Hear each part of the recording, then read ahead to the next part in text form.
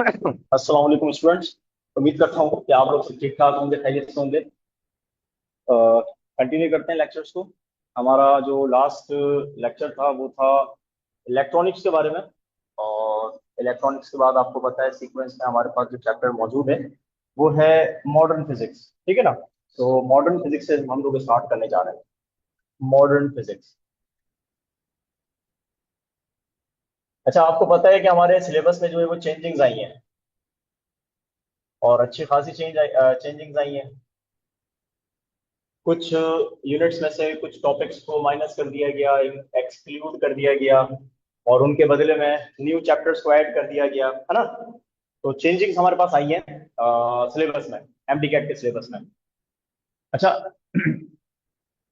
हमारे पास जो हमारी क्लास 11 सॉरी 12 की बुक है वो भी जाहिर सी बात है बिल्कुल फर्स्ट टाइम चेंज हुई है लास्ट ईयर में। लास्ट ईयर में हमारे पास 12th की बुक अपडेट हुई है। उसकी क्या नाम है, सिंह बोर्ड की, वरना हर हर जगह पर सेम है।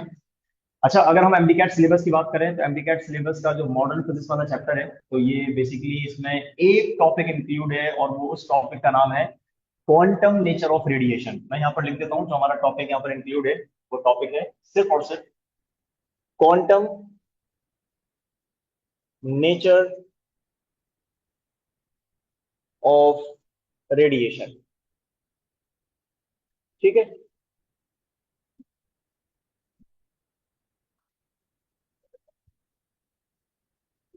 क्वांटम नेचर ऑफ रेडिएशन, या पार्टिकल मॉडल ऑफ लाइट, इसको ऐसे भी कह सकते हो आप, पार्टिकल मॉडल ऑफ लाइट। इसके आगे जो है वो डिस्क्रिप्शन में ये लिखा हुआ है, अगर आप देखें ना सिलेबस में, तो quantum nature of radiation topic में लिखा हुआ है, और उसके डिस्क्रिप्शन में आगे वाले कॉलम में लिखा हुआ है पार्टिकल मॉडल ऑफ लाइट को आपने डिस्कस करना होता है। अच्छा, क्वांटम नेचर ऑफ रेडिएशन अगर आप अपने टेक्स्ट बुक को देखें तो टेक्स्ट बुक में हमारे पास इस चैप्टर का सबसे पहला जो टॉपिक है, जिसका आर्टिकल नंबर है 25.1, आपने आर्टिकल नंबर 25.1 को कंप्लीट पढ़ना है। उसमें जो जो चीजें आ जाती है वो सारी की सारी चीजें आपने डिस्कस करनी है, ठीक है ना।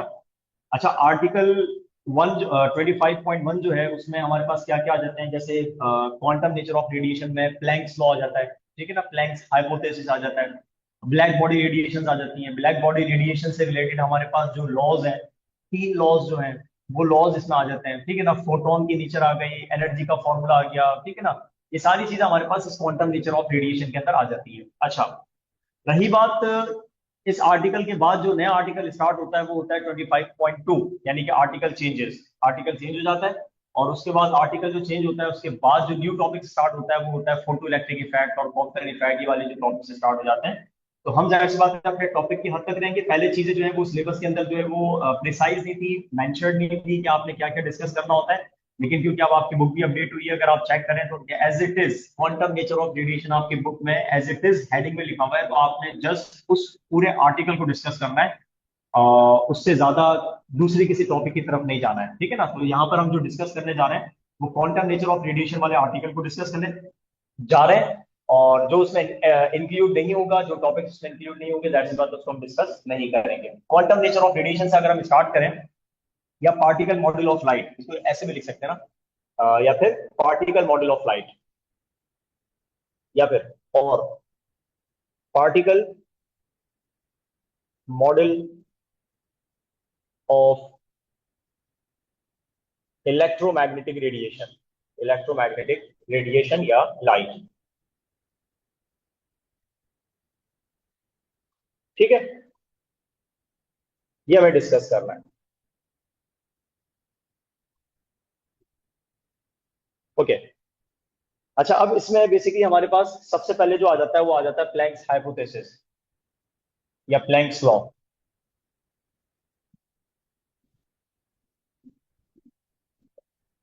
ठीक है, सबसे पहले प्लैंक्स लॉ कह लो या प्लैंक्स हाइपोथेसिस कह लो, बात एक ही है, लॉ है, थियरी है, जिसमें प्लैंक ने हमें ये बताया था। अच्छा, ये प्लैंक का जो लॉ है, ये इलेक्ट्रोमैग्नेटिक रेडिएशंस के बारे में है ना। इलेक्ट्रोमैग्नेटिक रेडिएशंस, कौन सी रेडिएशंस, इलेक्ट्रोमैग्नेटिक रेडिएशंस, क्या क्या बैकग्राउंड था प्लैंक प्लैंक का, प्लैंक को अपना लॉ देने की क्या जरूरत पड़ी थी। कहीं ना कहीं किसी न किसी थ्योरीज के अंदर या लॉज के अंदर कोई फेलियर आ रहा होगा, जिसकी वजह से इसको जरूरत पड़ी अपने हाइपोथेसिस को देने की, या थियरी को देने की, या लॉ को देने की। तो मैं आपको एक छोटा सा बैकग्राउंड बता देता हूँ इसका, प्लैंक का। वो ये कि हमारे पास साइंटिस्ट स्टडी कर रहे थे ब्लैक बॉडी रेडिएशंस को। ठीक है ना, ब्लैक बॉडी हमारे पास एक ऑब्जेक्ट होता है, मैं दिखा दूंगा सारी चीजों को। ब्लैक बॉडी हमारे पास एक ऑब्जेक्ट होता है जो नॉर्मल टेम्परेचर के ऊपर तमाम टाइप्स की रेडिएशंस को एब्जॉर्ब करता है ना। उस पर पड़ने वाली जितनी भी वेवलेंथ्स वाली रेडिएशन होती हैं, तो वो ब्लैक बॉडी उन तमाम रेडिएशंस को एब्जॉर्ब कर रहा होता है एट नॉर्मल टेम्परेचर। यानी कि ब्लैक बॉडी एक बेहतरीन, एक बहुत अच्छी एब्जॉर्बर है। इसी तरीके से जब आप उस ब्लैक बॉडी के टेम्परेचर को बढ़ाना शुरू करते हैं, उसको हीट अप करना शुरू करते हैं, तो एट हायर टेम्परेचर्स वही ब्लैक बॉडी जो तमाम रेडिएशंस को एब्जॉर्ब कर रही थी, अब वही ब्लैक बॉडी तमाम रेडिएशंस को, तमाम वेवलेंथ्स को इमिट भी करना शुरू करती है। ठीक है ना, रेडिएट भी करना शुरू करती है। तो ब्लैक बॉडी से निकली हुई जो रेडिएशंस होती हैं एट हायर टेम्परेचर्स, उन उन रेडिएशंस को बेसिकली कहा जाता है ब्लैक बॉडी रेडिएशंस। उन ब्लैक बॉडी रेडिएशंस को स्टडी कर रहे थे साइंटिस्ट, और हमारे पास तीन लॉज हैं, जिसमें से एक लॉ कहलाता है वेन्स डिस्प्लेसमेंट लॉ, एक लॉ कहलाता है स्टीफेंस बोल्ट्जमैन लॉ, और एक हमारे पास कहलाता है रेली जीन्स लॉ, है ना। ये तीन लॉज हैं, ये तीन साइंटिस्ट हैं जो ब्लैक बॉडी रेडिएशंस को स्टडी कर रहे थे, और इनके अपने अपने लॉज के अंदर, इनके ग्राफ्स के अंदर जो है वो कुछ फेलियर्स थे, तो ये इतना सक्सेसफुल एक्सप्लेन नहीं कर सके ब्लैक बॉडी रेडिएशंस को। Then comes Max Planck. फिर हमारे पास मैक्स प्लैंक आता है, उसने बकायदा जो है वो ब्लैक बॉडी से निकलने वाली रेडिएशंस को क्वांटाइजेशन की फॉर्म में जो है वो हमें बताया, इसका कॉन्सेप्ट दिया, जिसके बाद हर चीज जो है वो थियोरेटिकल, एक्सपेरिमेंटल, ग्राफिकल, हर चीज आपस में मैच होना शुरू हो गई। हेंस हम कहते हैं कि ये एक सक्सेसफुल जो है वो तरीका होता है ब्लैक बॉडी रेडिएशंस को या इलेक्ट्रोमैग्नेटिक रेडिएशंस को बताने का या एक्सप्लेन करने का। ठीक है ना। तो बैकग्राउंड क्या था, प्लैंक को ये लॉज देने की जरूरत क्यों पड़ी थी? Due to the failure of for the explanation of black body radiations. उन लॉज को भी हम डिस्कस करेंगे, क्या क्या स्टेटमेंट्स थी, क्या क्या उनके फॉर्मूला या रिलेशंस थे, उनको भी डिस्कस करेंगे। पहले यहां से हम स्टार्ट करते हैं प्लैंक्स हाइपोथेसिस से। क्या कहा था इसने कहा था कि इलेक्ट्रोमैग्नेटिक रेडिएशंस को कोई भी बॉडी एब्जॉर्ब करे या कोई भी ऑब्जेक्ट इलेक्ट्रोमैग्नेटिक रेडिएशंस को एमिट करे, तो वो कभी भी कंटिन्यूअस फॉर्म में नहीं करता। इलेक्ट्रोमैग्नेटिक रेडिएशन जब एमिट होती हैं, रेडिएट होती हैं, तो वो कभी भी कंटिन्यूअस फॉर्म में नहीं होती, वो हमेशा डिस्क्रीट फॉर्म में होती है, वो हमेशा डिसकंटिन्यूअस फॉर्म में होती है, वो हमेशा एनर्जी पैकेट्स की फॉर्म में होती है, और उन एनर्जी पैकेट्स को कहा क्वांटा, है ना। तो क्या कहा था इसने अपनी लॉ के अंदर या थ्योरी के अंदर? Electromagnetic radiation is absorbed or emitted by a body, और खास तौर पर यहां पर जो बॉडी थी वो थी ब्लैक बॉडी। ठीक है ना, by a body is not continuous, is not continuous. ये कंटिन्यूअस फिनोमिना नहीं है, एमिशन जो है ना, ये कंटिन्यूअस फिनोमिना नहीं होता। मतलब ये होता है दैट इज डिस्क्रीट, डिस्क्रीट यानी कि डिसकंटिन्यूअस होता है, ये डिस्क्रीट फॉर्म में होता है, not continuous, but in the form of but in the form of energy packets, energy packets.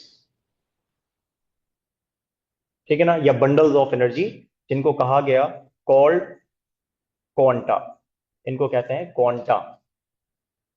ठीक है ना। तो भाई ये हमारे पास स्टेटमेंट है प्लैंक्स हाइपोथेसिस की, जिसमें जिसमें इसने दुनिया को बताया कि जो इलेक्ट्रोमैग्नेटिक रेडिएशन एमिट होती हैं या एब्जॉर्ब होती हैं, वो कभी भी कंटिन्यूअस फॉर्म में नहीं होती, वो हमेशा डिस्क्रीट फॉर्म में होती हैं। और डिस्क्रीट फॉर्म का मतलब क्या? एनर्जी पैकेट्स की फॉर्म में होती हैं, और उन एनर्जी पैकेट्स को कहा जाता है क्वांटा। न्यूटन ने भी ये सजेशन दी थी 17वीं सदी में, 17वीं सेंचुरी में। न्यूटन ने भी कोशिश की थी दुनिया को बताने की कि भाई जो लाइट होती है वो पार्टिकल नेचर होती है, लाइट के पास टाइनी एनर्जी पार्टिकल्स होते हैं, और न्यूटन ने उन पार्टिकल्स को कहा था कॉर्पस्कल्स। ठीक है ना, उसकी थ्योरी थी जिसका नाम था कॉर्पस्क्यूलर थ्योरी ऑफ लाइट। तो according to Newton, light consisted of particles, tiny particles, और उन पार्टिकल्स को न्यूटन ने कहा था कॉर्पस्कल्स। वो बात वहां दब गई। उसके बाद वेव नेचर के ऊपर जो है वो साइंटिस्ट का, लोगों का बड़ा एक तगड़ा, बड़ा स्ट्रॉन्ग बिलीफ बनना शुरू हो गया कि लाइट ट्रैवल करती है in the form of wave. तो तकरीबन 1 सदी 2 सदी तक इसी वेव नेचर के ऊपर जो है वो सारे एक्सपेरिमेंट्स होते रहे till the late 19th century, sorry 20th century की जब हम बात करते हैं, तो वहां जाके फिर ये जो पॉइंट ऑफ व्यू थे ये चेंज होना शुरू हुए, जब फेलियर्स आना शुरू हुए सामने साइंटिस्ट के ना। तो खैर, तो फिर प्लैंक आया, प्लैंक ने बताया नहीं भाई, इलेक्ट्रोमैग्नेटिक रेडिएशन जो होती है वो जब इमिट होती हैं या रेडिएट होती हैं तो वो हमेशा डिस्क्रीट फॉर्म में होती हैं, एनर्जी पैकेट्स के फॉर्म में होती हैं। तो प्लैंक ने उन एनर्जी पैकेट्स को कहा क्वांटा। ठीक है ना। मतलब ये इमिट का, आप इमिशन का आप इस तरीके से बना सकते हो। फॉर एग्जाम्पल, अगर आपके पास कोई रेडिएशन है, तो ये देखो, हमारे पास एक रेडिएशन है, ये रही, ये रेडिएशन है, और हमारे पास एक रेडिएशन ये भी है, लाइक दिस। ठीक है ना। फर्क नजर आ रहा है। ये किसी भी सोर्स से निकली हुई रेडिएशन है, और फॉर एग्जाम्पल यहां पर अगर हम सोर्स बना दें, ये रही सोर्स। ठीक है ना, ये सोर्स है, सोर्स से निकली हुई रेडिएशन है। तो इस वाली रेडिएशन का मतलब ये कंटिन्यूअस है, ये दिस इज कंटिन्यूअस रेडिएशन, ये है कंटिन्यूअस। और ये भी एक सोर्स से निकल रहा है, और सोर्स से ये वाली जो निकल रही है, ये कंटिन्यूअस फॉर्म में नहीं निकल रही है, डिसकंटिन्यूअस फॉर्म में निकल रही है ना, डिसकंटिन्यूअस फॉर्म या डिस्क्रीट फॉर्म, ये कहलाती है डिस्क्रीट फॉर्म, डिस्क्रीट फॉर्म। तो प्लैंक का हाइपोथेसिस जो है वो ये वाला था कि जब भी किसी सोर्स से, किसी भी बॉडी से जब इलेक्ट्रोमैग्नेटिक रेडिएशन इमिट होती हैं या रेडिएट होती हैं, तो वो पैकेट्स की फॉर्म में होती है, पैकेट्स की फॉर्म में। कंटिन्यूअस फिनोमिना नहीं है, ये डिसकंटिन्यूअस फिनोमिना है। और उन एनर्जी पैकेट्स को इसने कहा क्वांटा। और फिर उन्हीं जो क्वांटा है, या जो एक क्वांटम होगा उसकी जो एनर्जी होगी, उसने इसको रिलेट किया फ्रीक्वेंसी के साथ डायरेक्टली। तो energy of each quantum, energy of each quantum is directly proportional, directly proportional किसके, to the frequency of radiation, to the frequency of radiation. Planck के मुताबिक जो रेडिएशन इमिट होती हैं, उन रेडिएशंस के पास जो क्वांटम होते हैं, क्वांटा होते हैं, उन क्वांटम की या उस किसी भी एक क्वांटम की जो एनर्जी होती है वो डायरेक्टली प्रोपोर्शनल होती है फ्रीक्वेंसी ऑफ द रेडिएशन के। मतलब आप फ्रीक्वेंसी को बढ़ाते जाओ, जो एनर्जी होती है क्वांटम की वो बढ़ती जाती है, बढ़ती जाती है। फ्रीक्वेंसी को कम करने से जो एनर्जी पैकेट की एनर्जी होती है वो भी कम होती जाती है। ठीक है ना। तो मैथमेटिकली इस बात को आप लिख सकते हो इस तरीके से कि एनर्जी जो है वो डायरेक्टली प्रोपोर्शनल है फ्रीक्वेंसी के। और जब आप इस साइन को रिमूव करते हैं तो आप कांस्टेंट पुट करते हैं, और कांस्टेंट यहाँ पर कुछ और नहीं बल्कि एच आता है, एच मल्टीप्लाई बाय फ्रीक्वेंसी। ठीक है ना। और हमें पता है कि यहाँ पर जो एच होता है ये प्लैंक्स कांस्टेंट होता है, ये एक क्वांटम के लिए है। और अगर हम बात करें, क्योंकि ये क्वांटाइज्ड होता है, क्वांटाइज का मतलब integral multiple of n, sorry integral multiple of energy. तो ये एक क्वांटम के लिए हो गया, और अगर हमारे पास मल्टीपल क्वांटम होंगे तो उसके लिए एन आ जाएगा। एन एक इंटीजर है, एन की वैल्यू हमेशा जो होती है वो होती है 1 2 3 4 5 6 एंड सो ऑन। ये हमारे पास इंटीजर्स होते हैं। रही बात एच की, तो एच को आप कैसे रिप्रेजेंट करते हो, it is constant which is called Planck's constant, Planck's constant. और ये जो एच है, इस एच की कांस्टेंट वैल्यू भी होती है, जो हम याद रखते हैं क्या, 6.63 into 10⁻⁻, -34 and joule second. H की ये कांस्टेंट वैल्यू होती है 6.63 into 10⁻⁻, -34 joule second. Joule second हमारे पास एक और फिजिकल क्वांटिटी का भी यूनिट होता है, और वो जो फिजिकल क्वांटिटी होती है दैट इज एंगुलर मोमेंटम ना। तो एंगुलर मोमेंटम हो या प्लैंक्स कांस्टेंट हो, इन दोनों के जो यूनिट्स होते हैं वो बिल्कुल सेम होते हैं, 6 जूल सेकेंड। इसी वजह से इनकी डायमेंशंस भी सेम होती हैं।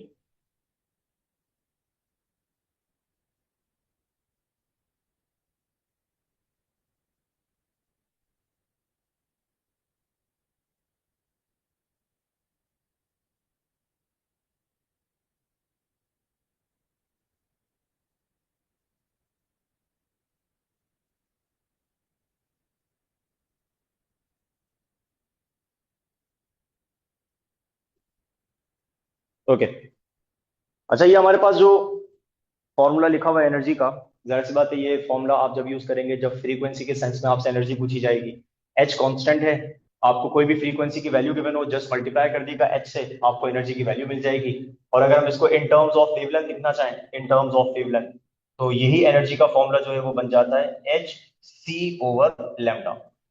ठीक है, तो अगर रेडिएशन की आपको वेवलेंथ गिवन है तो आप उस सेंस में ये वाला फॉर्मूला यूज करेंगे, और अगर आपको रेडिएशन की फ्रीक्वेंसी गिवन है तो आप ये वाला फॉर्मूला यूज करेंगे। अब यहाँ पर आपने एच, अच्छा ये फॉर्मूला जो बनता है दैट्स बात है वो स्पीड के फॉर्मूले से बनता है ना। हमें पता है कि जो स्पीड का फॉर्मूला होता है वेव का वो होता है frequency into lambda.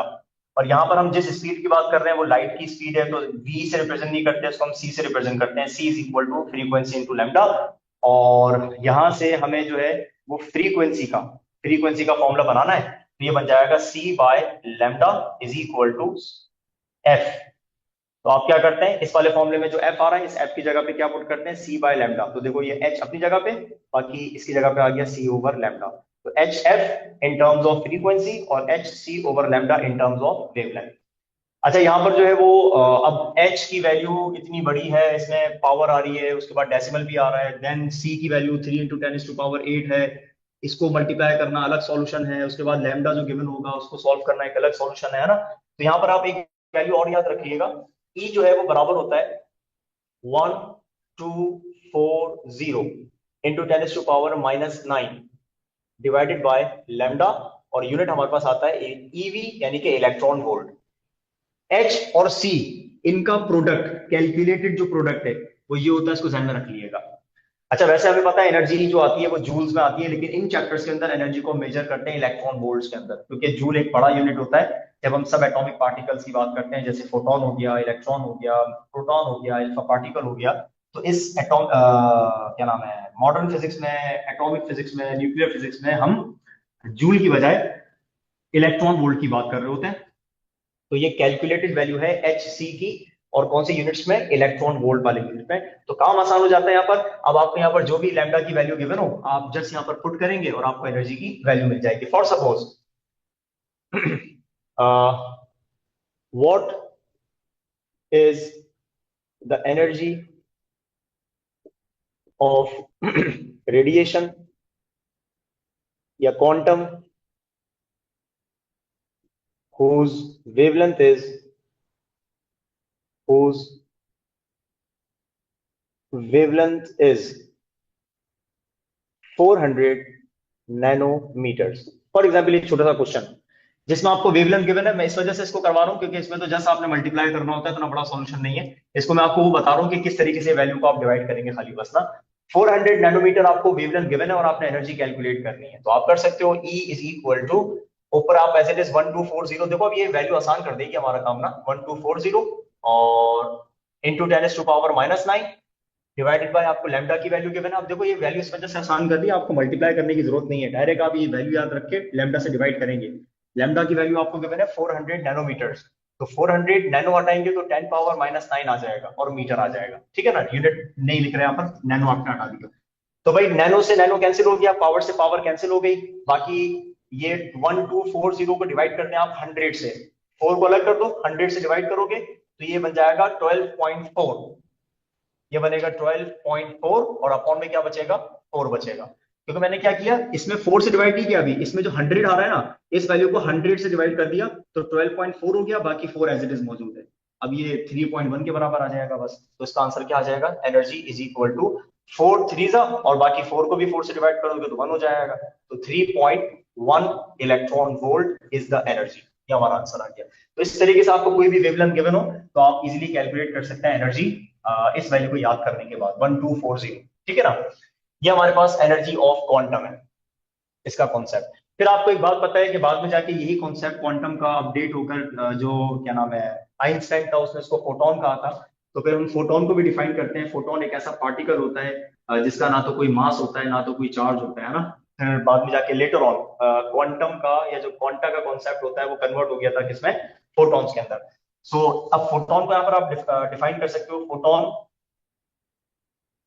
is a particle that has no charge and no mass, that has no charge and no mass, मतलब mass less and charge less but useless नहीं है। दैट्स सी बात है, इसका बहुत काम होता है भाई, मास लेस भी होता है ये, चार्ज लेस भी होता है, कोई मास नहीं होता इसका, कोई चार्ज नहीं होता। ऐसे पार्टिकल को हम कहते हैं फोटोन। ठीक है ना। फोटोन की अगर हम बात करें तो फोटोन जाहिर सी बात है इलेक्ट्रोमैग्नेटिक रेडिएशन का पार्टिकल है।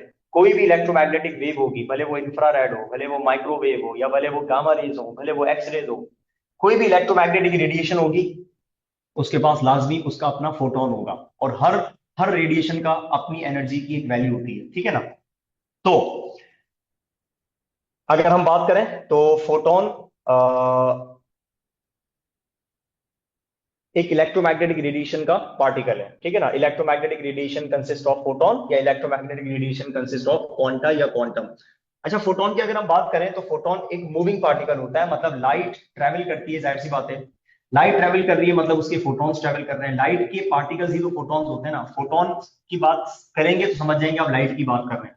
अच्छा, फोटोन क्योंकि हमेशा मूविंग होते हैं तो उनके पास लाजमी इनका मोमेंटम भी होता है। मोमेंटम से याद आया, मोमेंटम का हमने ये वाला फॉर्मूला भी पढ़ रखा है ना, मास इनटू वेलोसिटी, है ना। मोमेंटम का फॉर्मूला ये भी होता है, the product of mass and velocity is called momentum. अब अगर हम इस वाले फॉर्मूले से जब भी फोटोन का मोमेंटम निकालेंगे तो हमेशा जीरो आएगा, क्योंकि फोटोन का मास तो होता ही नहीं है ना। फोटोन का जो रेस्ट मास होता है वो हमेशा जीरो होता है। तो रेस्ट मास इसका जीरो होता है, इस बात को लिख लो। Its rest mass is always zero. Its rest mass is always zero. और इसका रीजन क्या, ऑलवेज जीरो? इसका रीजन एक ही है, because it moves with the speed of light. Because it moves with the speed of light. ठीक है, अब आप बोलेंगे सर ये क्या बात हुई।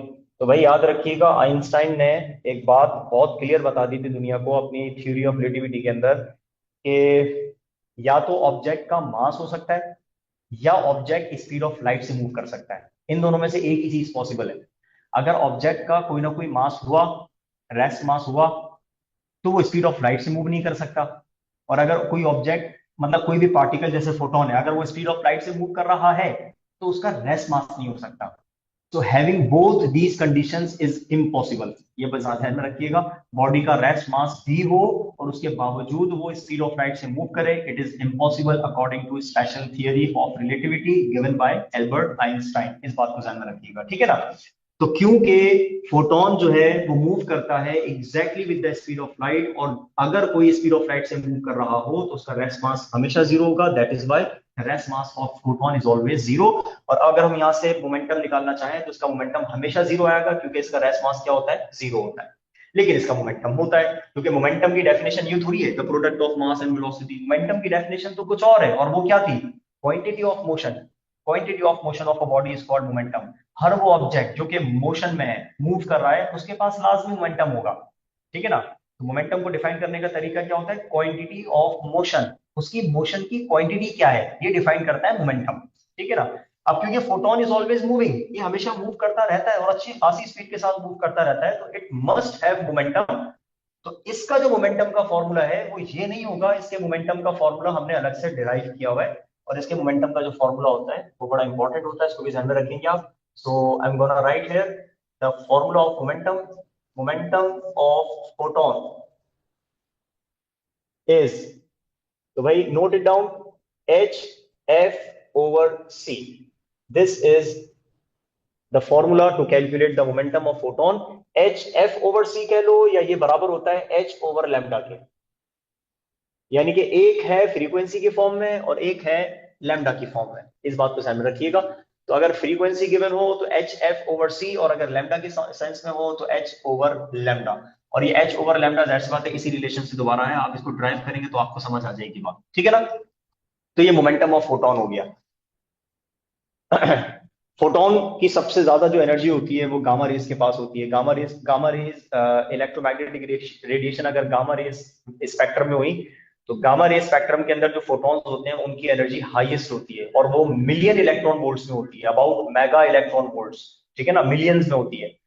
जबकि उनसे कम जो एक्सरेज होते हैं उनकी किलो इलेक्ट्रॉन वोल्ट्स में होती है ना, थाउजेंड्स ऑफ इलेक्ट्रॉन वोल्ट्स में एक्सरेज की। फिर उसके बाद अल्ट्रा वायलेट की उससे कम हो जाती है, फिर विजिबल की और कम हो जाती है, फिर तो कम होती रहती है। तो आप क्या याद रखते हैं, the greatest energy of photon वो किस स्पेक्ट्रम में आ जाता है, लाई इन गामा रे स्पेक्ट्रम, ठीक है ना। तो मिलियन इलेक्ट्रॉन वोल्ट्स में होती है, मेगा इलेक्ट्रॉन वोल्ट्स में होती है फोटोन की एनर्जी, अगर वो गामा स्पेक्ट्रम में है तो। और एक्सरेज में चले जाएंगे तो फिर वो किलोज में चला जाएगा, किलो इलेक्ट्रॉन वोल्ट, ठीक है। मोमेंटम ऑफ फोटोन आपके सामने लिखा हुआ है, मोमेंटम का फ्रीक्वेंसी के साथ डायरेक्ट रिलेशन है और लैम्डा के साथ इनवर्स रिलेशन है, ऑब्वियस सी बात है। ठीक है ना, ये दो रिलेशन याद रखिएगा। फ्रीक्वेंसी को बढ़ाने से मोमेंटम बढ़ता है, फ्रीक्वेंसी को कम करने से मोमेंटम कम होता है। डबल कर दोगे ये डबल हो जाएगा, इसको हाफ कर दोगे ये हाफ हो जाएगा। लैम्डा के साथ इनवर्स रिलेशन है, लैम्डा को बढ़ाने से जो मोमेंटम है वो डिक्रीज हो जाता है, इसको डबल कर दो वो हाफ हो जाएगा, इसको 10 गुना बढ़ा दो तो वो 10 गुना कम हो जाएगा। तो ये हमारे पास सीन है सिंपल सा मोमेंटम का, फोटोन के मोमेंटम का with respect to frequency and with respect to wavelength. ठीक है ना, ये हमारे पास सिंपल सा एक कॉन्सेप्ट होता है प्लैंक्स हाइपोथेसिस का या फोटोन का। एक ही बात है, ज्यादा कोई फर्क नहीं है। फोटोन की एनर्जी की बात करें तो भाई फोटोन की एनर्जी सेम यही है, क्योंकि ये जो क्वांटम है इसी को तो हम फोटोन कह रहे हैं। तो फोटोन की अगर एनर्जी लिखना चाहो तो दोबारा से लिखने की जरूरत नहीं है आपको, एच एफ, बस यही है एनर्जी इसकी, अलग से कोई लिखने की जरूरत नहीं है, क्योंकि वो जो क्वांटम है उस क्वांटम को ही तो हम मोमेंट फोटोन कह रहे हैं, एच सी ओवर लैम्डा। तो formula is same, h f और h c over lambda. F की जगह पे कभी कभी न्यू भी बना हुआ होता है ना, फ्रीक्वेंसी का एक और भी सिंबल होता है न्यू। तो कभी आप एच न्यू देखेंगे तो एच सी ओवर लैम्डा, यहाँ पर आ जाएगा momentum is equal to h nu over c. तो ये बात ध्यान में रखिएगा कि सिंबल्स चेंज हो जाते हैं, तो यहाँ पर फ्रीक्वेंसी का सिंबल एफ भी होता है और साथ साथ न्यू भी होता है। तो अभी हमने ये जो डिस्कस किया, ये इसको हम कहते हैं quantum nature of radiation. This is called particle model of light या particle model of electromagnetic radiation. अब हम चलते हैं एक और चीज की तरफ जो बेसिकली इसको बताने की नौबत आई, उससे पहले चलते हैं। बेसिकली ये सक्सेसफुल एक्सप्लेनेशन रही है ब्लैक बॉडी रेडिएशन की, ये जो आपके सामने बोर्ड पे लिखा हुआ है ना, तो it is considered to be the successful explanation for black body radiation. Black body radiation की बात कर रहे हैं तो ब्लैक बॉडी से स्टार्ट करते हैं, थोड़ा सा हम ब्लैक बॉडी को डिस्कस करते हैं और उसके बाद फिर हम चलते हैं हमारे दूसरे टॉपिक्स की तरफ। ब्लैक बॉडी, ब्लैक बॉडी में आपको बता चुका हूं, एक हमारे पास एक ऐसा ऑब्जेक्ट होता है जो तमाम रेडिएशन को एब्जॉर्ब करता है, तमाम वेवलेंथ को एब्जॉर्ब करता है अगर वो नॉर्मल टेम्परेचर पर हो, और वही ब्लैक बॉडी जो है वो इमिट करती है तमाम वेवलेंथ तमाम रेडिएशन अगर वो क्या नाम है हायर टेम्परेचर पर हो, उसका टेम्परेचर ज्यादा हो। ब्लैक बॉडी से पहले मैं आपको एक बात बताऊं, वो ये, हमारे पास जितने भी ऑब्जेक्ट्स होते हैं तमाम ऑब्जेक्ट्स जो हैं वो थर्मल रेडिएशंस को इमिट कर रहे होते हैं। फॉर एग्जाम्पल मैं आपको एक चीज बताऊं, वो ये, लोहा होता है, लोहा है ना, लोहे की अगर हम बात करें तो अगर लोहा है और अगर वो आयरन आप रूम टेम्परेचर पर ऑब्जर्व कर रहे हैं, रूम टेम्परेचर पर आप अगर किसी लोहे को देख रहे हैं, तो वो जो लोहा आयरन आपको दिख रहा है वो नजर आता है लाइट की रिफ्लेक्शन से। नॉर्मल टेम्परेचर के ऊपर कोई लोहे से बनी हुई चीज हो तो वो लोहे से बनी हुई चीज आपको कैसे नजर आती है, उस पर लाइट पड़ती है और लाइट रिफ्लेक्ट होकर आपकी आंखों तक पहुंचती है, तो you are able to see that iron. ठीक है ना, so at room temperature iron is visible due to the reflection of light। let me write this, क्या लिखेंगे आप, at room temperature, कुछ इंपॉर्टेंट पॉइंट्स बता रहा हूं मैं आपको ब्लैक बॉडी से पहले, ये ध्यान में रखिएगा। At room temperature iron is visible due to, अब ये आयरन ही क्यों लिया मैं आपको थोड़ा सा बता देता हूं, due to the reflection of light. ठीक है, जब तक उसको रूम टेम्परेचर पर आप रखेंगे, नॉर्मल टेम्परेचर पर रखेंगे, तो वो जो आयरन है, वो जो लोहा है, वो आपको दिख रहा होगा, वो आपको नजर आ रहा होगा लाइट के पड़ने से, पड़ने के बाद रिफ्लेक्ट होकर वापस आने तक, है ना, क्योंकि हमें जितनी भी चीजें दिखती हैं अपने आसपास वो रिफ्लेक्शन ऑफ लाइट की वजह से दिखती हैं। अच्छा, फिर यही जो लोहा है, यही जो आयरन है, इसको हम गर्म करना शुरू करते हैं, तो जब ये गर्म होता है, जब ये हायर टेम्परेचर पर होता है, तो आपको पता है फिर ये दो किस्म की रेडिएशन को इमिट करता है, एक लाइट और एक थर्मल रेडिएशन। अच्छा मेरी बात गौर से सुनिएगा, नॉर्मल टेम्परेचर के ऊपर ये जो आयरन आयरन था, ये जो लोहा था, ये रेडिएशंस को रिफ्लेक्ट कर रहा है, तो ये नजर आ रही है, तो ये जो आयरन पर लाइट पड़कर आ रही है, तो ये आयरन की अपनी लाइट नहीं है, लोहे की अपनी लाइट नहीं है, बस ये लाइट जो थी वो गई और रिफ्लेक्ट होकर आप तक आई। तो इसका मतलब यहां पर लाइट की इमिशन नहीं है, लोहा या जो आयरन है वो लाइट को रेडिएट नहीं कर रहा, वो इमिट नहीं कर रहा, ये रिफ्लेक्ट कर रहा है बस। लेकिन हायर टेम्परेचर पर आपने देखा होगा कि बहुत ज्यादा टेम्परेचर के ऊपर जैसे 400 degree Celsius, 500 degree Celsius, 700 degree Celsius, 800 degree Celsius के ऊपर, बहुत हायर टेम्परेचर के ऊपर जो लोहा होता है ना, वो गर्म होना शुरू हो जाता है और इतना गर्म हो जाता है कि वो रेडिश यानी कि रेड हॉट हो जाता है ना, और वो ग्लो करता है, ग्लो करना शुरू कर देता है। अब बहुत हाई टेम्परेचर के ऊपर वो जो लोहा है, वो जो आपको नजर आएगा ना, वो अब आपको लाइट की रिफ्लेक्शन से नजर नहीं आएगा, बल्कि वो बहुत ज्यादा हायर टेम्परेचर के ऊपर अब वो अपनी लाइट इमिट कर रहा है, वो अपनी रेडिएशन इमिट कर रहा है। अब आपको वो जो लोहा नजर आएगा वो रिफ्लेक्शन की वजह से नहीं, बल्कि वो उसकी अपनी रेडिएशन की वजह से नजर आएगा। नाउ इट स्टार्ट्स रेडिएटिंग या it starts emitting the radiation. तो दो बातें हैं, नॉर्मल टेम्परेचर पर, रूम टेम्परेचर पर आप उस लोहे को देख रहे थे रिफ्लेक्शन ऑफ लाइट की वजह से, लेकिन हायर टेम्परेचर के ऊपर वो रेडिएशन इमिट करता है दो किस्म की। एक तो लाइट, अपनी लाइट इमिट करेगा, और दूसरी बात थर्मल, गर्म भी तो होता है ना। तो आप उसको टच किए बगैर अगर आप उसके हाथ करीब भी लेकर जाएंगे तो आपको गर्माहट महसूस होगी। तो दो रेडिएशन इमिट करता है, लाइट प्लस थर्मल एनर्जी। यहां लिखवा देता हूं। But at higher temperatures, but at higher temperatures it emits, emits लिख रहा हूं मैं यहां पर, रिफ्लेक्ट नहीं लिख रहा, it emits light and thermal radiations, light and thermal radiations। ठीक है, थर्मल रेडिएशन, बड़ा फर्क है। ये आपको लग रहा होगा सर ये तो हमें पता है, ये बात तो नॉर्मल थी, लेकिन इसमें थोड़ा सा गौर करिएगा, ऐसा ना हो कि पता होने के चक्कर में जिस बात जो इसमें छुपी हुई है वो इग्नोर कर दो आप। इसमें बात ये छुपी हुई है कि एक रिफ्लेक्शन की वजह से नजर आता है और एक अपनी लाइट को इमिट करने की वजह से नजर आता है। There is huge difference between these two points. Normal temperature पर आप उसको देख पाते हैं लाइट की रिफ्लेक्शन की वजह से, वो उसकी अपनी लाइट नहीं होती। हायर टेम्परेचर पर वो जो ग्लो करता है, वो ग्लो करता है मतलब वो अपनी अपनी खुद की लाइट इमिट कर रहा है, खुद की लाइट इमिट कर रहा है, खुद की रेडिएशन को इमिट कर रहा होता है। और आपको पता है जैसे जैसे हम लोहे के टेम्परेचर को बढ़ाते हैं तो सबसे पहले वो स्टार्ट होता है रेडिश नजर आता है, वो रेडिश, उसका कलर लाल नजर आता है।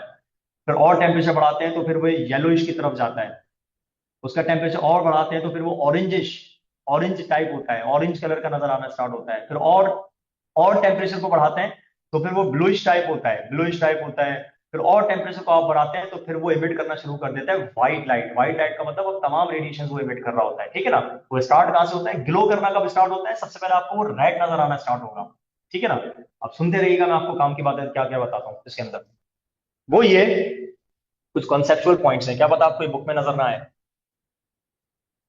एक और बात ध्यान में रखिएगा कि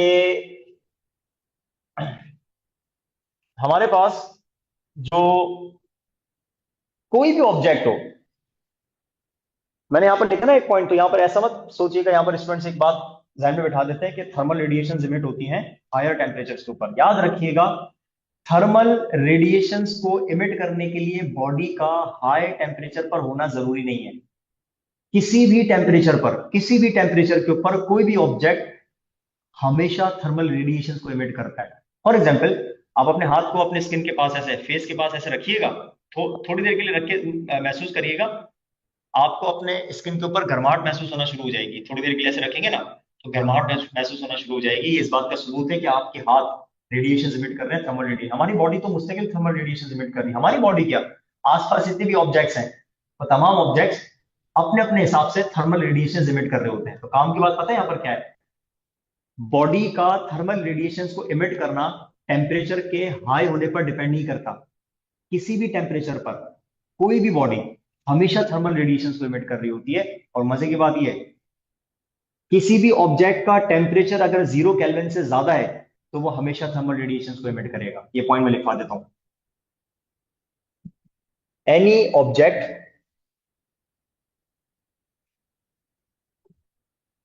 एनी ऑब्जेक्ट emits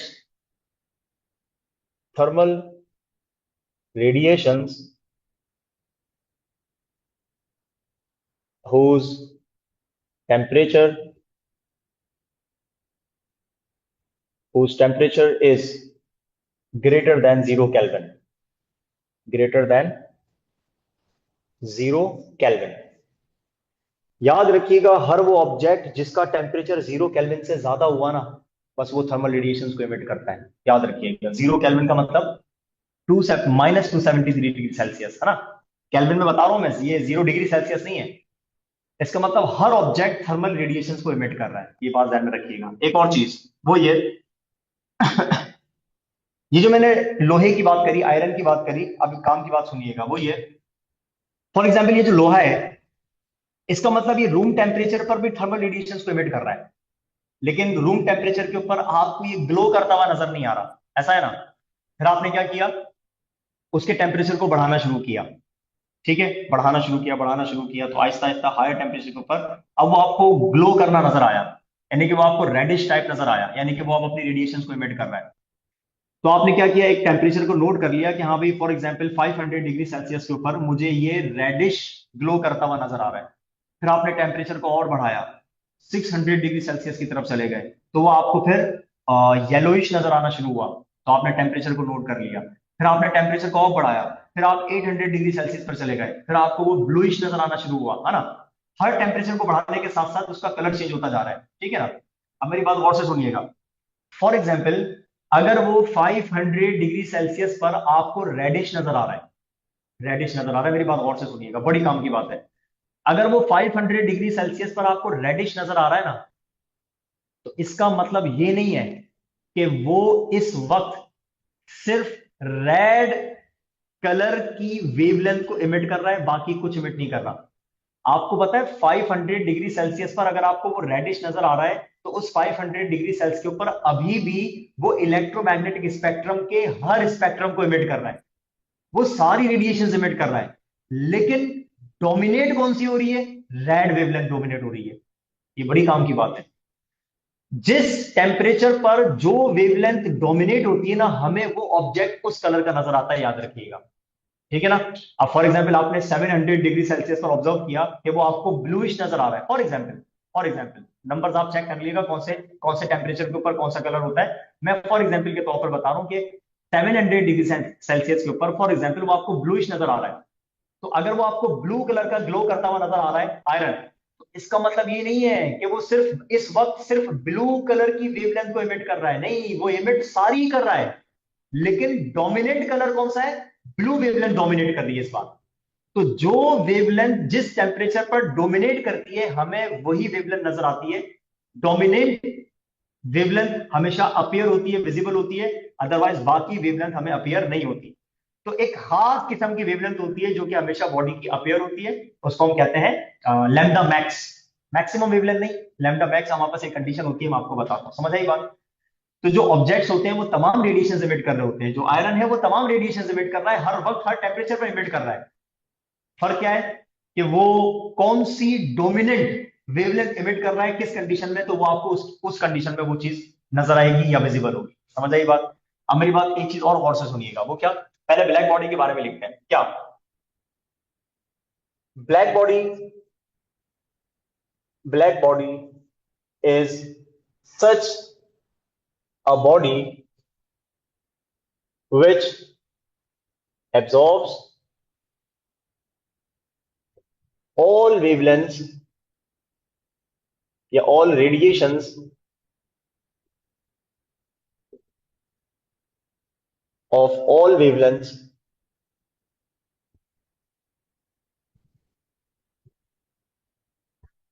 at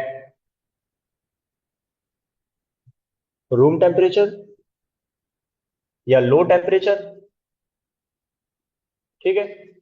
जो ब्लैक बॉडी होती है वो एक ऐसी बॉडी होती है जो कि एब्जॉर्ब कर रही होती है तमाम रेडिएशंस को, तमाम वेवलेंथ्स की तमाम रेडिएशंस को एब्जॉर्ब कर रही होती है जब वो ठंडी होती है। ठंडी का मतलब रूम टेम्परेचर पर होती है, नॉर्मल टेम्परेचर पर होती है।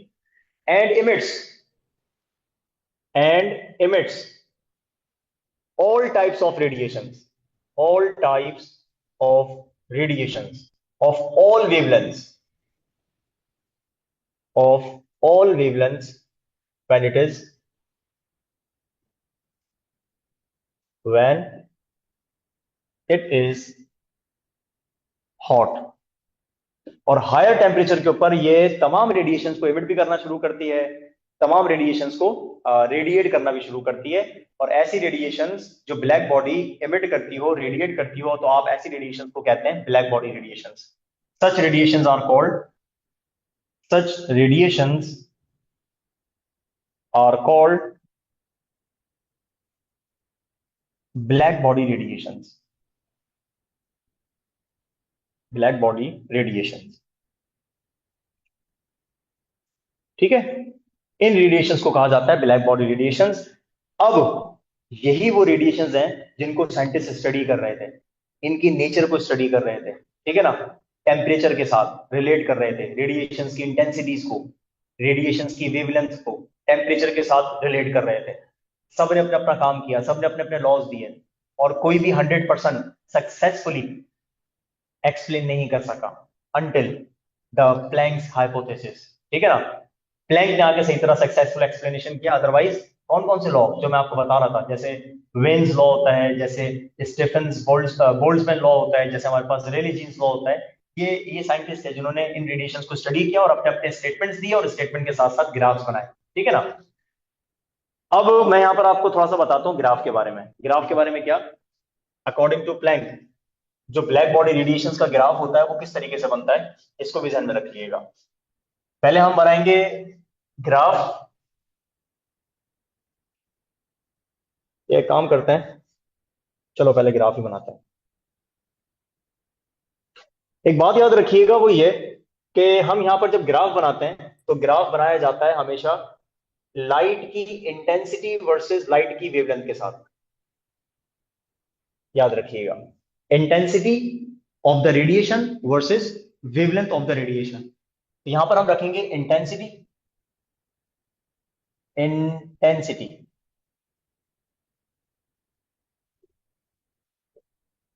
ठीक है, यानी कि ई। और यहां पर हम लिखेंगे वेवलेंथ, यानी कि लैम्डा, लैम्डा, ठीक है। अब मेरी बात आप गौर से ये सुनिएगा, वो ये यहां जो ग्राफ बनता है ना, किसी भी बॉडी का, किसी भी बॉडी से निकली हुई, ब्लैक बॉडी की बात नहीं कर रहा मैं, दुनिया की कोई भी बॉडी उठा लें, यूनिवर्स की कोई भी बॉडी उठा लें, किसी भी ऑब्जेक्ट की थर्मल रेडिएशंस जो वो एमिट कर रहा होता है, या जो रेडिएशंस वो एमिट कर रहा होता है, उन रेडिएशंस की इंटेंसिटी का ग्राफ जब भी वेवलेंथ के साथ बनाओगे ना, हमेशा एक शेप बनती है। तमाम बॉडीज के लिए हमेशा एक शेप का ग्राफ बनेगा, और वो शेप क्या होती है, शेप को याद रखिएगा, वो शेप ये वाली होती है, लाइक दिस, ये शेप होती है। whenever we plot the graph between intensity and wavelength for the radiations emitted by any body, any object, the graph will always look like this। Graph की शेप हमेशा ये बनेगी, इस शेप के अलावा ग्राफ होता ही नहीं है, इस बात को ध्यान में रखिएगा, ठीक है। अच्छा, अब एक और ग्राफ बनाता हूं मैं आपके सामने, जो प्लैंक्स ने हमें बताया था वो क्या, ये देखो, इंटेंसिटी यानी कि एनर्जी लिख देता हूं यहां पर मैं, एनर्जी ऑफ द रेडिएशन, और यहां पर लिख देते हैं हम वेवलेंथ। अब मेरी बात देखिएगा, गौर से सुनिएगा, वो ये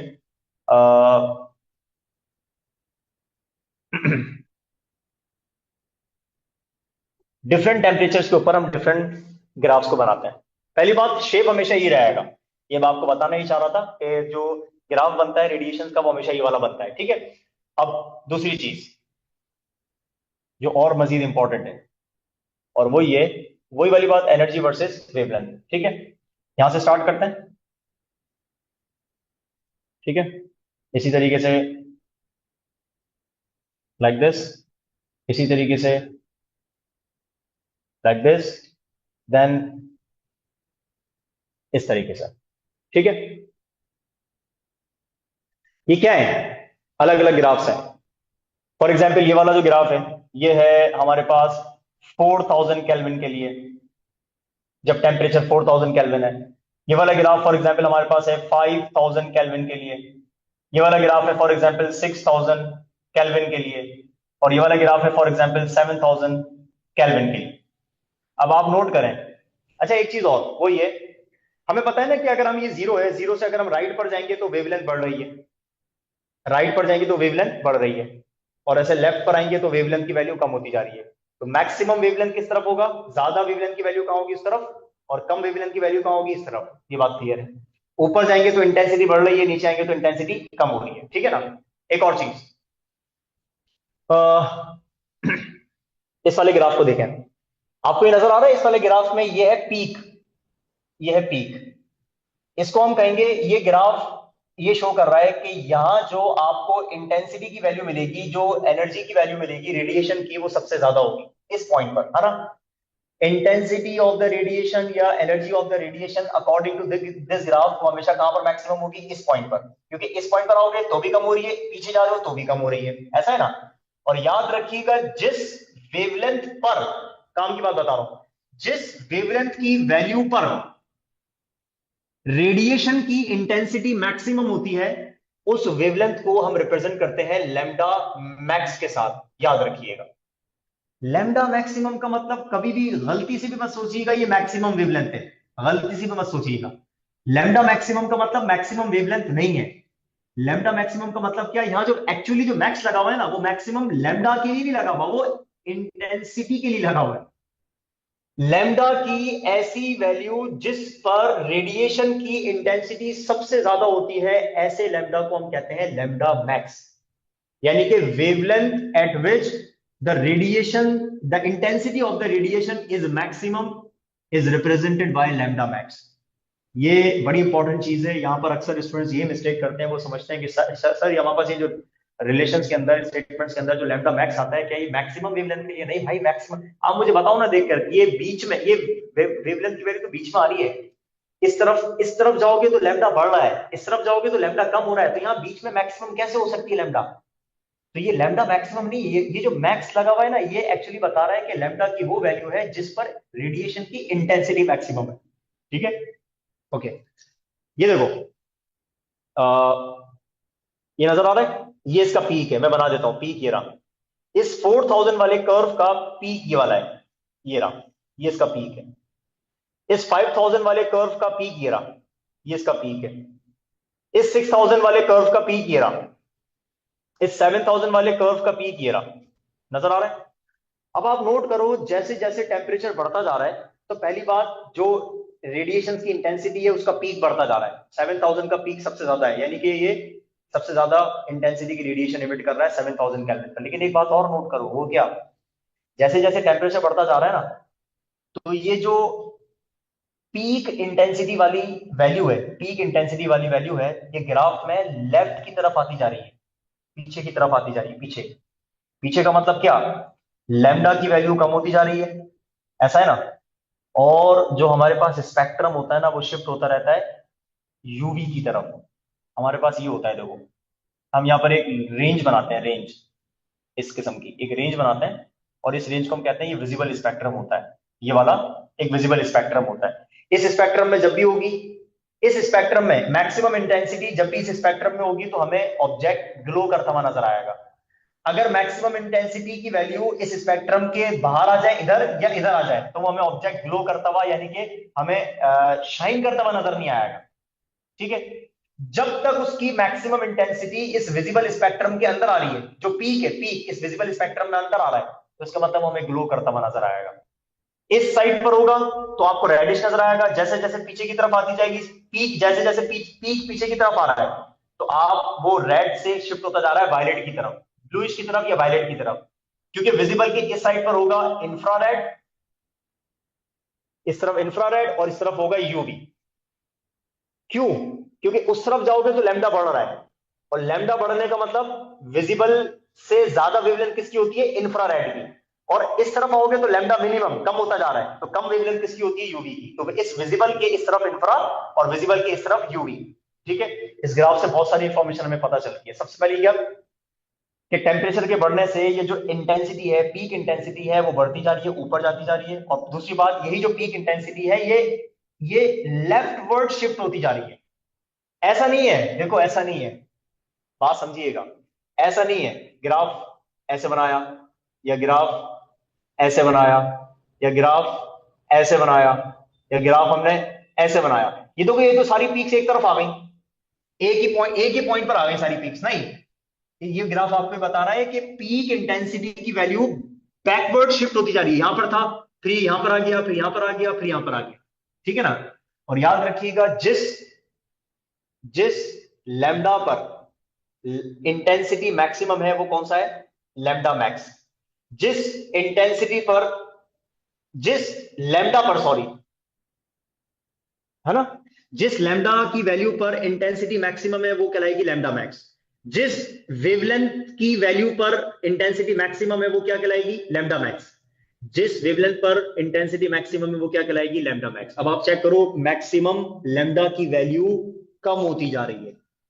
इस वाले ग्राफ की लैम्डा मैक्सिमम की वैल्यू ये वाली है, इस वाले ग्राफ की लैम्डा मैक्स की वैल्यू ये वाली है, इस वाले ग्राफ की लैम्डा मैक्स की वैल्यू यहां पर आ गई। अब आप नोट करो, पीछे जाती जा रही है ना। तो यहां से इंपॉर्टेंट चीज क्या पता चलती है कि लैम्डा मैक्स की वैल्यू लेफ्ट की तरफ शिफ्ट होती रहती है, मिनिमम की तरफ शिफ्ट होती रहती है, जैसे जैसे हम टेम्परेचर को बढ़ाते रहते हैं। ऐसा है ना। ये वाला ग्राफ बड़ा इंपॉर्टेंट है, इसको ध्यान में रखिएगा, बड़ा इंपॉर्टेंट ग्राफ है। और ये वाला ग्राफ जो हमें बताया ना, ये प्लैंक लॉ के मुताबिक हमें पता चला, ये प्लैंक्स लॉ का ग्राफ है, प्लैंक्स लॉ।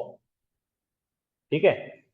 अभी तो हम उन लॉस की तरफ जाएंगे जो गलत हैं, जो फेलियर की तरफ चले गए थे, जिन्होंने सक्सेसफुल एक्सप्लेनेशन नहीं दी, उन लॉस की तरफ भी चलते हैं।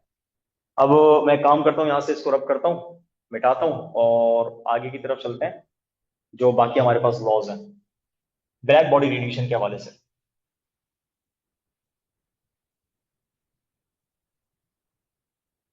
देखें, हमारे पास ब्लैक बॉडी रेडिएशन के हिसाब से जो लॉज हैं वो क्या है। सबसे पहले वेन्स लॉ से स्टार्ट करते हैं। Veins displacement law, veins displacement law सबसे पहले यहां से स्टार्ट करते हैं। ठीक है।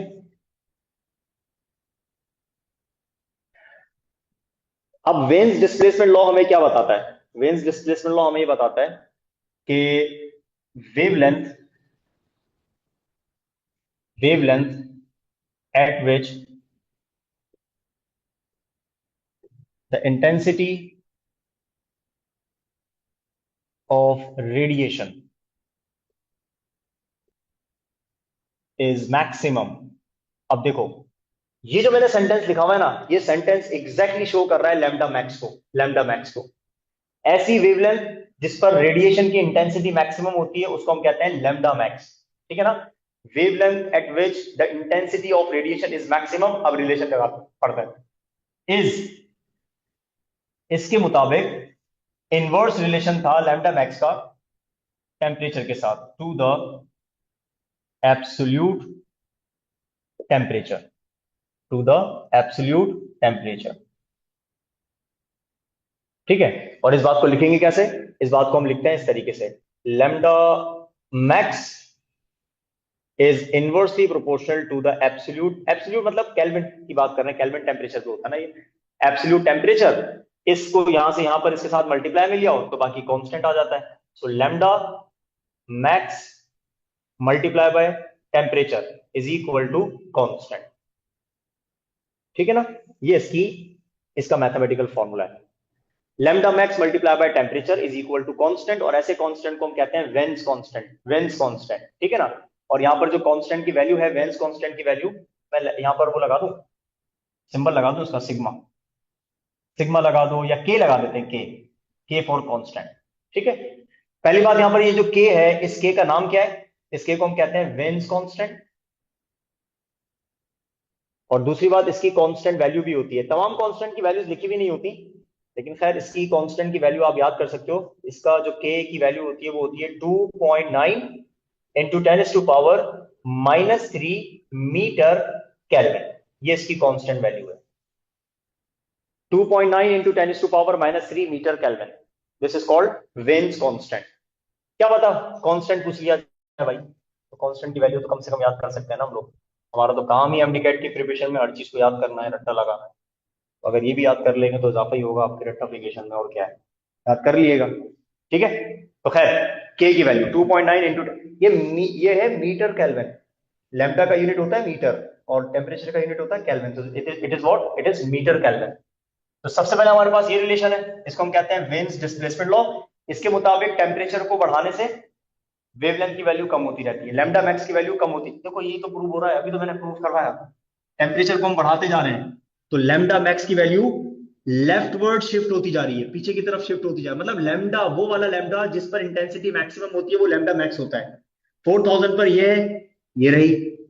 5000 पर मैक्सिमम इंटेंसिटी ये वाली है, तो लैम्डा मैक्सिमम पीछे आ गया। ये लैम्डा मैक्सिमम इस वाले का है, ये वाला लैम्डा मैक्सिमम इस वाले का है। यहां पर जो होगा वो इस वाले का होगा, यहां पर जो होगा वो इस वाले का होगा। तो लैम्डा मैक्सिमम कम से कम होता जा रहा है, कम से कम होता जा रहा है जैसे जैसे आप टेम्परेचर को बढ़ाते जा रहे हैं, according to Wien's displacement law. ठीक है ना। एक और लॉ जिसको हम कहते हैं Stefan Boltzmann law. Stefan Boltzmann law.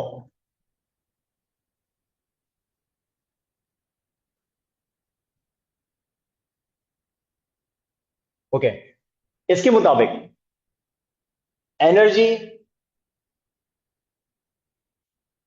Radiated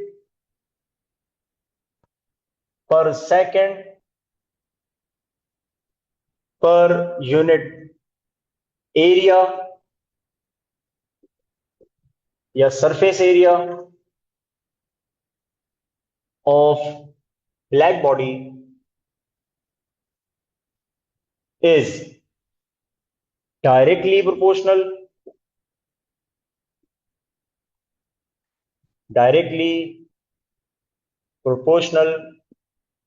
to the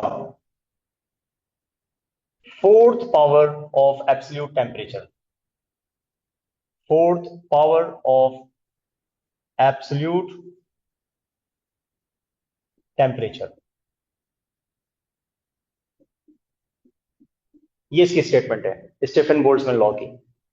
इसने, अच्छा आपने याद क्या रखना है, आपने याद रखना है कौन से वाले लॉ के अंदर हम कौन सा रिलेशन पढ़ते हैं, ये ज्यादा इंपॉर्टेंट है। इस वाले लॉ में हम लैम्डा मैक्स का रिलेशन पढ़ते हैं टेम्परेचर के साथ इनवर्स। इस वाले लॉ के अंदर हम रिलेशन पढ़ते हैं एनर्जी का टेम्परेचर के साथ डायरेक्ट, लेकिन पावर 4 होगी। इसको ऐसे लिखा जाएगा, energy is directly proportional to the fourth power of temperature. ये ई क्या है, एनर्जी जो कि रेडिएट होती है पर second per unit area, black body के यूनिट सरफेस से एक सेकंड में जो रेडिएशन की एनर्जी इमिट हो रही है, निकल रही है एनर्जी, ये वो है। इस ई का नाम क्या है, energy radiated per second per unit surface area. E का नाम यहां से लेकर यहां तक है, ये ई है। अब आगे लिखा हुआ है is directly proportional to the fourth power of temperature. Okay, constant remove, constant put करते हैं, यहां पर सिग्मा आ जाता है और बाकी 10 पावर 4, ये इसका फॉर्मूला है। इस सिग्मा को हम कहते हैं Stefan Boltzmann constant. Sigma is called Stefan Boltzmann constant. ठीक है, और इस सिग्मा की भी कांस्टेंट वैल्यू अगर आप लिखना चाहें तो वो लिख लिएगा, बोलेगा 5.67 इंटू 10⁻⁻8, और इसका यूनिट बनता है वॉट, W फॉर वॉट पर मीटर स्क्वायर और केल्विन पावर 4। ये इसकी कांस्टेंट वैल्यू है, किसकी, बोल्ट्जमैन, स्टीफन बोल्ट्जमैन कांस्टेंट की। इनके मुताबिक लैम्डा मैक्स का इनवर्स रिलेशन टेम्परेचर के साथ, इनके मुताबिक टेम्परेचर को बढ़ाने से जो एनर्जी रेडिएट होती है पर सेकंड वो बढ़ जाती है। वो बात सही है, गलत नहीं है, बातें सही है। इनके मुताबिक जैसे जैसे आप टेम्परेचर को बढ़ाओगे जो रेडिएशन इमिट हो रही है उनकी एनर्जी भी बढ़ती जाएगी, और ऐसे ही होता है, टेम्परेचर को बढ़ाने से एनर्जी ज्यादा होती रहती है। ठीक है ना। एक और लॉ हमारे पास आता है, उस लॉ को हम कहते हैं रेले जीन्स लॉ। रेले जीन्स लॉ, उसको भी डिस्कस करते हैं। ये नहीं मिटा रहा मैं अभी, इसको बना रहने देते हैं, इसका एक रीजन है, रेले jeans law.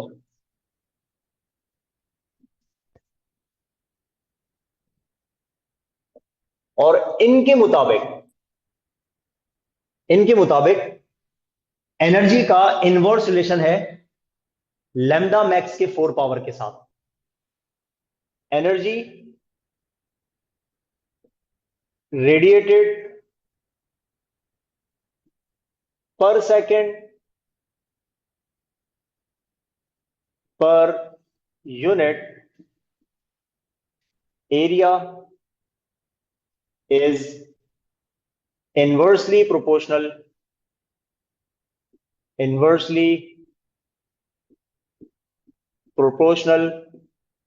to the fourth power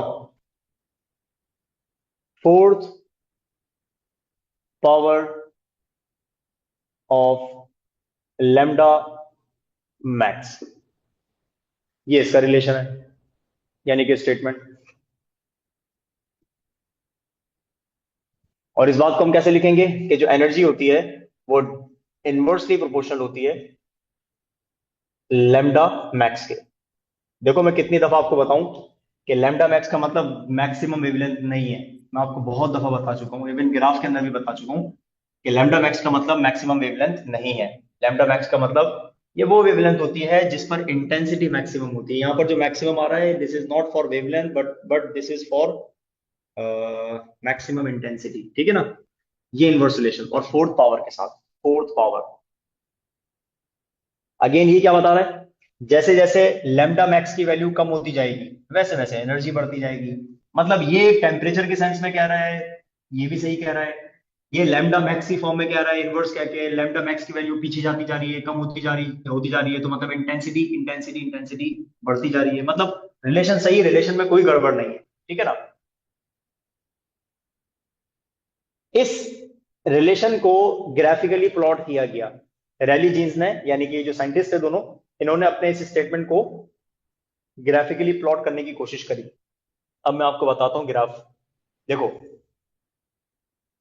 ये जो ग्राफ इनका बना एनर्जी वर्सेस वेवलेंथ का, ठीक है ना, इस ग्राफ के मुताबिक जैसे जैसे लैम्डा की वैल्यू कम होती जाएगी, देखो लैम्डा यहां से स्टार्ट करते हैं, कम होने का मतलब यहां से स्टार्ट होगा ना।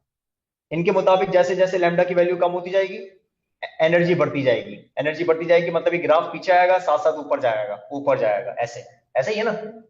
वेवलेंथ की वैल्यू कम हो जाएगी और एनर्जी बढ़ती जाएगी, तो इनके मुताबिक ग्राफ ही बनेगा। लैम्डा कम होता जा रहा है, कम होता जा रहा है, एनर्जी बढ़ती जा रही है, बढ़ती जा रही है, बढ़ती जा रही है। और पता है यहां पर आके मसला ही खत्म हुआ, मसला पैदा ये हुआ कि वेवलेंथ कम होती जाएगी, एनर्जी जो है एक वक्त ऐसा आ रहा है कि ये एनर्जी की लाइन स्ट्रेट होते होते होते होते होते सीधी सीधी इनफाइनाइट की तरफ जा रही है। ये मसला आ गया इसके अंदर, ग्राफ के अंदर।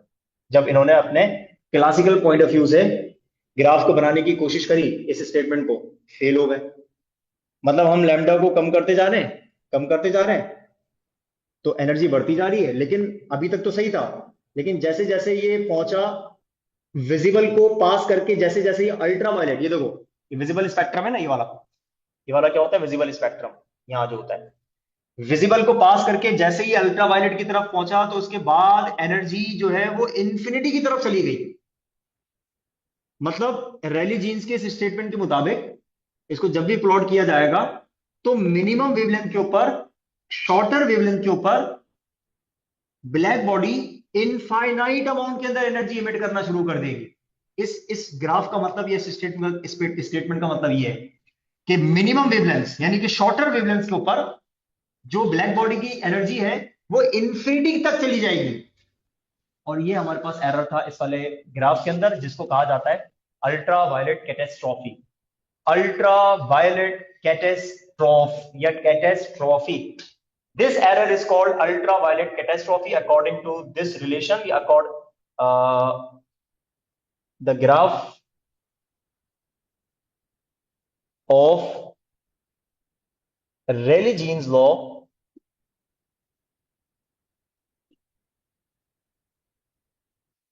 shows that infinite energy is emitted. Infinite energy is emitted at shorter wavelengths. At shorter wavelengths. और ये वेवलेंथ वो वाली थी जहां पर ये इनफाइनाइट शो कर रहा है ना, ये थी अल्ट्रावायलेट के रीजन में, अल्ट्रावायलेट के रीजन में। इस वजह से इसको कहा जाता है अल्ट्रावायलेट कैटेस्ट्रॉफ, ठीक है ना। This is called ultraviolet catastrophe. यहां लिख देता हूं मैं अल्ट्रा, ये आपने टर्म पढ़ी होगी अल्ट्रावायलेट कैटेस्ट्रॉफ, ठीक है। तो एक्चुअली इस टर्म का मतलब ये होता है, दिस इज एन एरर। ये जो है ना अल्ट्रावायलेट कैटेस्ट्रॉफ, ये बेसिकली एरर को रिप्रेजेंट कर रहा है। कौन सा एरर को? शॉर्टर वेवलेंथ के ऊपर एनर्जी का इंफिनिटी तक पहुंच जाना। This is an error which is known as ultraviolet catastrophe. ये वो ग्राफ है जो कि रैली जीन्स लॉ या क्लासिकल पॉइंट ऑफ व्यू की मदद से मिलता है, इस रिलेशन की मदद से मिलता है। और ये एरर है, इस एरर को दूर किया प्लैंक ने। और ये वाला जो ग्राफ है ये प्लैंक्स लॉ का है, यानी कि इंटेंसिटी की वैल्यू पीछे की तरफ जाएगी लेकिन कभी भी इंफिनिटी की तरफ नहीं जाएगी, हमेशा इंटेंसिटी तक पहुंचते तक, मैक्सिमम तक पहुंचने के बाद वो वापस कम हो जाती है, लेकिन इन्फिनिटी तक कभी नहीं जाती। तो ये है प्रैक्टिकल या एक्सपेरिमेंटल ग्राफ जो थ्योरेटिकल और एक्सपेरिमेंट्स को आपस में मैच करवाते हैं। जबकि इसकी थ्योरी तो सही है, लेकिन ग्राफिकली या मैथमेटिकली फेल हो गया था। दैट इज वाई ये हम कहते हैं ये क्लासिकल फिजिक्स का एक तरीके से ड्रॉबैक है, या इन लॉज का हमारे पास ड्रॉबैक है। अब आपने यहाँ पर याद क्या करना है, रिलेशन याद रखिएगा। वेन्स डिस्प्लेसमेंट लॉ में किसका रिलेशन है, स्टीफन बोल्ट्जमैन लॉ में किसका रिलेशन है, और रेले जीन्स लॉ में किसका रिलेशन है, इस बात को ध्यान में रखिएगा। ठीक है ना। तो ये बड़ी इंपॉर्टेंट चीजें थी जो मैंने आपसे डिस्कस करी इसमें क्वांटम नेचर ऑफ रेडिएशन के अंदर। क्वांटम नेचर ऑफ रेडिएशन के अंदर हमारे पास यही कंडीशंस हैं जिनको आपने डिस्कस करना था, मतलब प्लैंक्स लॉ को डिस्कस करना था, प्लस मतलब फोटोन से रिलेटेड या प्लैंक्स लॉ से रिलेटेड। और दूसरी बात, ये वो चीजें थी जो क्वांटम नेचर ऑफ रेडिएशन में आ जाती हैं, मतलब ब्लैक बॉडी रेडिएशंस।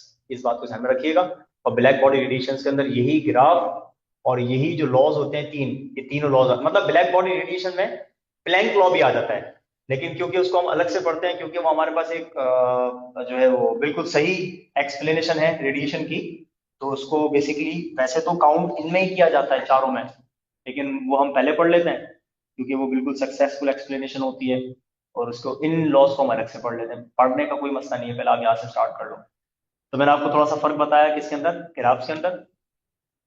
और सबसे इंपॉर्टेंट जो फर्क इसमें ये था वही था कि जिस वेवलेंथ के ऊपर रेडिएशन की इंटेंसिटी मैक्सिमम है उसको हम कहते हैं लैम्डा मैक्स। इस बात को आप ध्यान में रखिएगा, ठीक है ना। और अल्ट्रा वायलेट कैटेस्ट्रॉफ एक ऐसा कॉन्सेप्ट है जो सामने आया जब हमने रैली जीन्स लॉ की ग्राफ को प्लॉट किया। उन्होंने ही खुद ने प्लॉट किया था, हमने नहीं, हम तो पढ़ते हैं दैट्स बात है। तो उनको ये पता चला कि रिलेशन के मुताबिक जैसे जैसे हम लैम्डा मैक्स की वैल्यू कम करते जा रहे हैं, तो जैसे जैसे वेवलेंथ कम होती जा रही है, जो इंटेंसिटी है वो अल्ट्रा वायलेट वाले रीजन में इन्फिनिटी तक पहुंच रही है, इन्फिनिटी तक पहुंच रही है। तो ऐसा पॉसिबल नहीं है, नहीं हो सकता कि कोई भी ऑब्जेक्ट इनफाइनाइट अमाउंट में रेडिएशंस को एमिट करे, ये पॉसिबल नहीं हो सकता। So that is why this is an error which is called ultraviolet catastrophe। ठीक है ना। अच्छा, ये हमारे पास सिर्फ यही टॉपिक थे जो कि इंक्लूड थे इस वाले चैप्टर के अंदर। बाकी जो है वो टॉपिक चेंज हो जाएंगे, जाहिर सी बात है। इंक्लूड वो नहीं है, वो इंक्लूड होते तो वो मेंशन किए जाते हैं। जैसे हमारे पास बाकी चैप्टर्स के अंदर जो जो चीजें वो मेंशन करते हैं कि आप आपने इस टॉपिक में ये चीजें पढ़नी है, तो वो हमने कवर की है, ठीक है ना। तो अब इसमें इन्होंने जो है वो जस्ट यही चीज लिखी हुई है कि आपने क्वांटम नेचर ऑफ रेडिएशन या particle model of electromagnetic radiation को डिस्कस करना है, जिसमें ये वाली चीज आ जाती है, ठीक है ना। तो यही हमारे पास इंक्लूड है। और बाकी मैं आपको सजेस्ट ये करूंगा, क्योंकि हम टू द पॉइंट चल रहे हैं, टू द टॉपिक चल रहे हैं, जो जो हमारे टॉपिक्स इंक्लूड है उसके मुताबिक चल रहे हैं। सजेस्ट मैं ये करूंगा, हो सकता है थोड़ा सा आप वो हो रहे हो कि सर इस चैप्टर में बस यही था, तो मैं आपको वही कहूंगा कि आप दोबारा से डबल चेक कर लीजिएगा अपने एमडीकैट सिलेबस को, देखें जो उसमें टॉपिक लिखा हुआ है, और प्लस आप अपनी टेक्स्ट बुक को देखें उसमें क्या लिखा हुआ है, तो आपको समझ आ जाएगी बात कि हाँ भाई इसमें यही चीजें लिखी हुई हैं टॉपिक वाइज ना। अच्छा, रही बात फिर हमारे पास जो आपने देखा होगा, मैंने वन शॉट लेक्चर्स के अंदर जो है वो इस चैप्टर के अंदर ये नहीं पढ़ाया हुआ। मैंने जो पढ़ाया हुआ है वो कुछ और है। उसमें मैंने प्लैंक्स लॉ तो पढ़ाया है, लेकिन उसके बाद मैंने उसके अंदर फोटो इलेक्ट्रिक इफेक्ट पढ़ाया है, उसके अंदर कॉम्पटन इफेक्ट पढ़ाया है। तो वो एक्स्ट्रा टॉपिक्स हैं एक तरीके से, वो मेंशन नहीं है। मतलब अगर मेंशन होते हैं कि हाँ भाई आपने क्वांटम नेचर ऑफ रेडिएशन के बाद आगे डिस्क्रिप्शन में लिखा होता है कि फोटो इलेक्ट्रिक इफेक्ट को पढ़ना है, कॉम्पटन इफेक्ट को पढ़ना है, क्योंकि फोटो इलेक्ट्रिक इफेक्ट पूरा का पूरा एक आर्टिकल है, कोई छोटा मोटा टॉपिक नहीं है, छोटा मोटा कोई कॉन्सेप्ट नहीं है, पूरा एक आर्टिकल है, लंबा चौड़ा एक टॉपिक है वो, उसके अंदर बहुत सारी चीजें आ जाती हैं। तो वो एक इतना बड़ा टॉपिक है, इंपॉर्टेंट टॉपिक है, अगर इनको मेंशन करना होता, अगर इंक्लूड करना होता, तो वो लाजमी इस चीज को मेंशन करते कि हाँ भाई फोटो इलेक्ट्रिक इफेक्ट ना। तो खैर, फोटो इलेक्ट्रिक इफेक्ट और कॉम्पटन इफेक्ट या पेयर प्रोडक्शन ये हमारे पास इंक्लूड नहीं है अकॉर्डिंग टू द सिलेबस, तो ये एक्सक्लूडेड है, इसको हम डिस्कस नहीं कर रहे। लेकिन फिर भी मैं आपको कहूंगा कि अगर आपको खुद से पढ़ना हो तो आप पढ़ सकते हैं। मेरी जाहिर सी बात लेक्चर्स मौजूद हैं, मेरे लेक्चर से पढ़ना चाहें, किसी और के लेक्चर से पढ़ना चाहें, आपने जस्ट उनके जो मेन पॉइंट्स होते हैं खाली उन पॉइंट्स को डिस्कस करना है, बहुत ज्यादा डिटेल में नहीं जाना।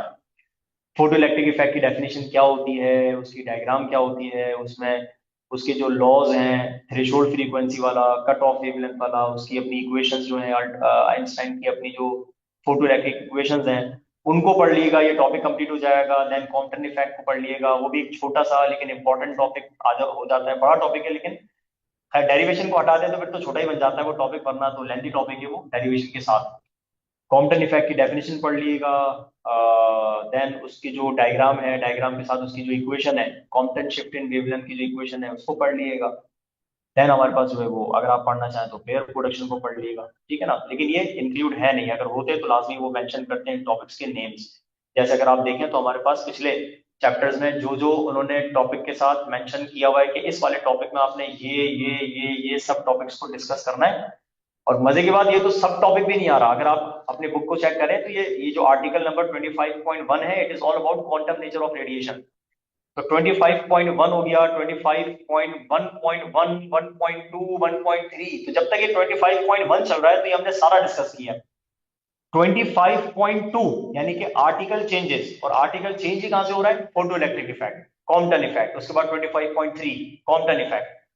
तो कहने का मतलब सिंपली अगर न्यूट्रलाइज होके सोचा जाए तो according to the syllabus these topics are not included in this chapter, that is why we are not going to learn in the online classes। हाँ बाकी ये है कि लेक्चर्स मौजूद हैं, आप मतलब डिटेल्ड।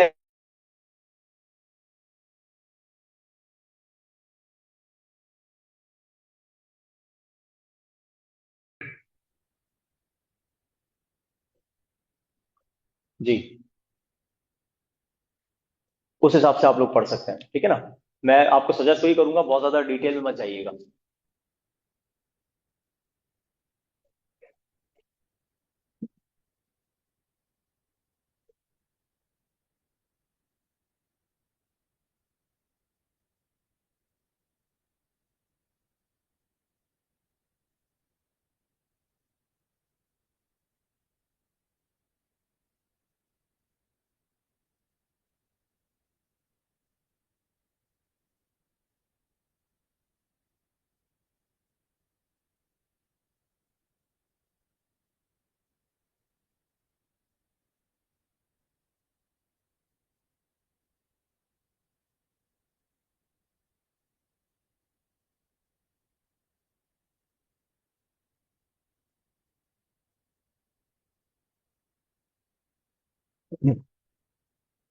ठीक है, फिलहाल मुझे जो है वो लेक्चर को ही एंड करना पड़ेगा।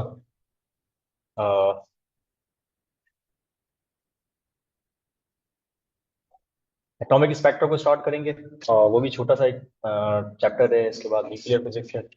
टेस्ट की बात मैं आपको बता रहा था, टेस्ट मैं लूंगा आपके एक दफा कोर्स, क्योंकि ज्यादा कोर्स नहीं है, कम कोर्स रह गया है। तो ये कंप्लीट हो जाएगा, इसके बाद फिर हम टेस्ट सीरीज स्टार्ट करेंगे। मैं आपको टेस्ट सेंड किया करूंगा, आप सॉल्व करके बताया करिएगा जो भी है आपके आंसर्स वगैरह। फिर मैं उसके बाद कीज वगैरह शेयर कर दिया करूंगा, ठीक है ना। तो हम देख लेंगे किस तरीके से हमें टेस्ट लेना है, ठीक है। खैर चैप्टर वाइज या first year wise, second year wise, इस तरीके से हम टेस्ट लेंगे। और मैं कोशिश बल्कि ये भी करूंगा, मैं आप लोगों को जो है वो फिजिक्स के अलावा भी जो है ना, हमारे जैसे एकेडमी में टेस्ट वगैरह जो होते हैं, मैं ये कोशिश करूंगा कि आपको फिजिक्स के अलावा, जैसे फिजिक्स का तो टेस्ट हो गई, मैं आपको बाकी फाइल्स भी सेंड किया करूंगा जिसमें हमारे पास बायोलॉजी के और केमिस्ट्री के भी और इंग्लिश के भी जो टेस्ट होते हैं वो भी आपको मिलते हैं, ठीक है ना। तो वो फाइल्स भी मैं आप लोगों को सेंड कर दिया करूंगा। अच्छा, वो अभी हमारे पास स्टार्ट हुए नहीं है, वो हमारे नेक्स्ट वीक से स्टार्ट होंगे। तो जिस जिस डे पर वो टेस्ट हुआ करेंगे उसके फौरन बाद वो फाइल, वही जो टेस्ट है वो मैं आप लोगों को भी सेंड कर दिया करूंगा विद आंसर कीज। तो पहले आप क्या क्या करेंगे, पहले जो है वो टाइम सेट करके आप लोग जो है उसको सॉल्व किया करेंगे, और उसके बाद जब मैं आंसर की सेंड किया करूंगा तो आप उसको चेक कर लिया करेंगे, ठीक है ना। तो इस तरीके से आपकी प्रैक्टिस अच्छी हो जाएगी, ठीक है। अपना ख्याल रखिएगा। अल्लाह हाफिज।